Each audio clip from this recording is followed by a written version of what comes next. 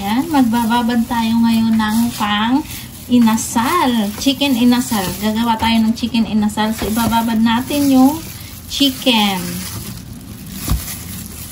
Ayan, nag-ano ako ng tatlong ganito. Tapos, hiwaan nyo na sa sa ibabaw. Para, pag nilagyan natin ng mga ingredients, manuot yung lasa niya sa loob. And then, maglalagay tayo ng bawang. 6 na butel na bawang. Yan. Ilalagay natin yung 2 kutsarang toyo. Soy sauce.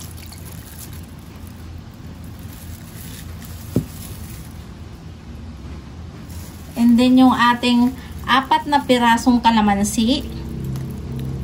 Yan. At yung ating oyster sauce. Yan. 2 kutsara din na oyster sauce. Siguro yung isang pack na maliit, kasya na yun. Tapos 2 kutsarang sugar. Maglalagay din tayo ng paminta. Yan. At ang Sprite. Ilalagay natin yung Sprite. Kalahati lang sa mismo, yung ganito, Yan. Sprite, baka naman. Kalahati lang po ang ilalagay natin. Yan. Magpapalit ako ng gloves. Ayan, hahalo-haluin lang natin para ma-mix yung mga ingredients niya. Kung meron kayong tanglad o lemongrass, lagyan nyo. Ako wala akong ganun, kaya pwede. Optional lang naman yun, mga ka-best friend. Ayan. Haluin lang natin ng mabuti para para manuot talaga yung lasa sa ating chicken. So, pagkatapos nito, ilalagay natin sa ref. I-marinate lang natin ng magdamag. Yan. Okay na yan. So, i-marinate lang natin yan.